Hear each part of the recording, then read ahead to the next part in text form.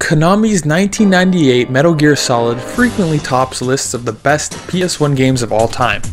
So, about a decade and a half after the fact, I had to see if it was true. And I'm definitely inclined to agree.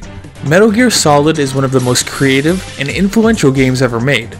But, in my opinion, it certainly has its flaws from its time period that keeps it from being one of my favorites.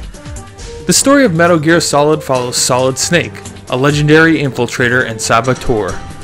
The story is set in 2005. A genetically enhanced renegade special forces unit, Foxhound, leads an uprising on a remote island codenamed Shadow Moses, the site of a nuclear weapons disposal facility. The group that seized this island, led by the mercenary known as Liquid Snake, have acquired the nuclear-capable mecha Metal Gear Rex and are threatening the US government with a nuclear reprisal if they do not receive the remains of the legendary mercenary Big Boss within 24 hours. Solid Snake is forced out of retirement and is dispatched at the request of Colonel Roy Campbell to penetrate the terrorist defenses and neutralize the threat. The story of Metal Gear Solid is compelling, but it is infamously bloated. It deals with issues of the late 1990s, mainly issues about the future of genetics and nuclear materials. Metal Gear Solid questions and comments on these problems, and it actually does a pretty good job at that, getting into some pretty realistic details and commenting on real-world instances. However, for those not caught up on their world history, the story can be pretty hard to follow, especially because the plot moves really fast, and even if you do understand a lot of it, a lot of things won't make complete sense all the time. But that doesn't even really cover the game's quote-unquote story, because there's still the whole issue of the mystery of what's going on during Solid Snake's mission, like what this operation is all about, and why the guards can be so rock stupid. It's an excellent spy action movie story, where there's betrayal, redemption, action, love, loss, death, explosions. It's really good. Like, this would make a great movie. In terms of the characters, I have to say that the character development is fantastic, especially with Solid Snake, this badass, cold protagonist. What's so cool about Snake, other than the fact that he lives in Alaska, is that you definitely get a sense of his experience, and his similarities to the enemies in the game, giving him a sense of complexity. He's more than a typical action hero because he has paradoxical behavior and questionable morals, but that made the game more fun to play because you got to watch him grow and kind of get a more three-dimensional picture of him. The supporting cast is pretty well developed too, with characters like Campbell, Meryl, Naomi, and Otacon all becoming great characters that really play well off of our cold hero. Again, what I especially loved is how the character development was done because these characters went through believable changes in a roughly 10-hour game. And that's a lot better than many RPGs I've played who have 40 hours to do that. The gameplay in Metal Gear Solid is where this game really shines, with its stealth gameplay action and tons of equipment to utilize. The game gives you so many options about just how to move around, like with your ability to crawl, sidle, knock on the walls to distract guard. There's just a lot of ways to go about things. It's a game for people who are creative. I also liked all of the various weapons you had for combat. But one thing I didn't like was how hard it felt to shoot things from this third-person perspective the game gives you. I always found it really tough to aim, so I don't know, maybe they could have made the red laser pointer brighter or something. What I did really like was the wide variety of boss battles, and the fact that there was just so many of them, all requiring different skills. And what was really cool was there's a bunch of different ways to beat these bosses, depending on your playstyle or just thinking four-dimensionally. However, these boss battles and the game in general can be frustratingly hard, especially some of those later bosses. Man, even the first boss, I died so many times, and I don't know if I just suck, but I got my sorry ass handed to me again and again. And I don't think I'm that bad at action games. What's really cool is that at least when you die, you pretty much start right back before the boss battle. There's no backtracking, or you don't have to die at a boss battle and then spend 20 minutes getting back to him. So I appreciated that at least. Despite that, I think that the boss battles were the highlight of the game. However, the main point of the game is that you really shouldn't even fight. You just sneak around, and this is a lot of fun because the way you can do things. You can run into the shadows, distract the enemy, take them out, or straight out Rambo them, but That last one never really works, unfortunately, because that's my go-to strategy.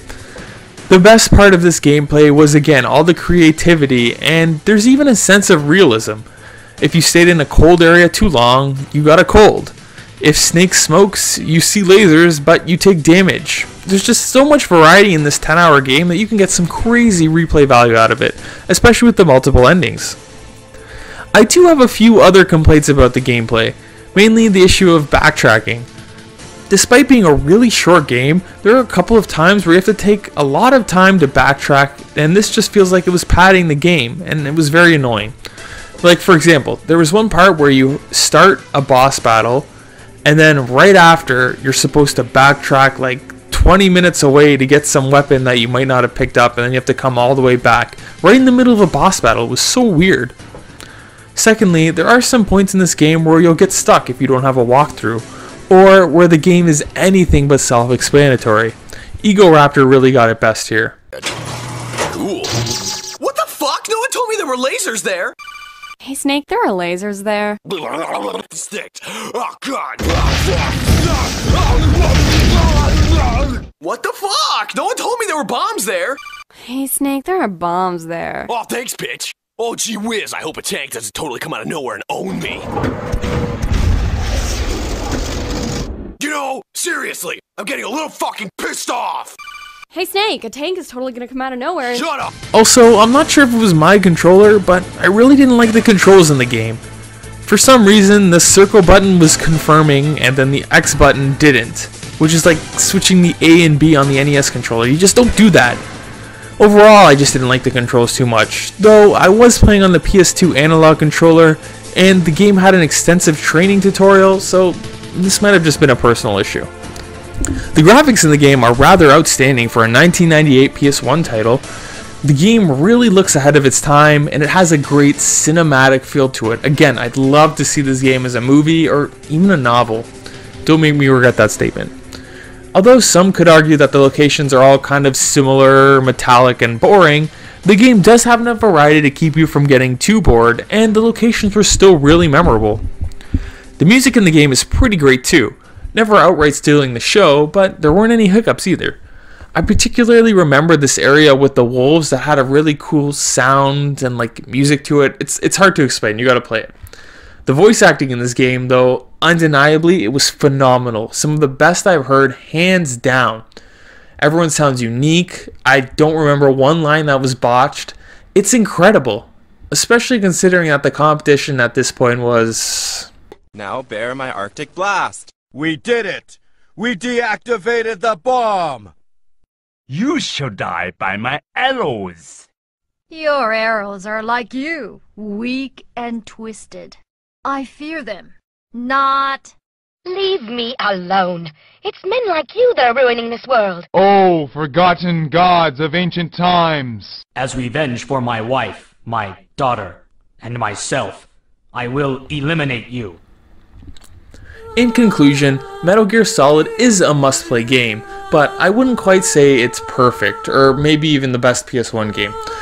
The gameplay is incredibly unique, the story is engaging, though a little bloated, the sound and graphics are fantastic, it's an all-around amazing package, and it's incredibly groundbreaking for the time.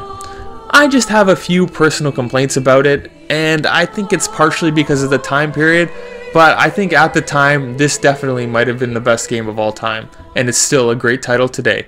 Pick it up any way you can. Thanks for watching. Huh? Oh, this? It's a paint tattoo. It's not real. I was a fan of Foxhound way back, and guys like you and my uncle were in it. None of that gene therapy like there is today. You guys were real heroes. There are no heroes in war. All the heroes I know are either dead or in prison, one or the other.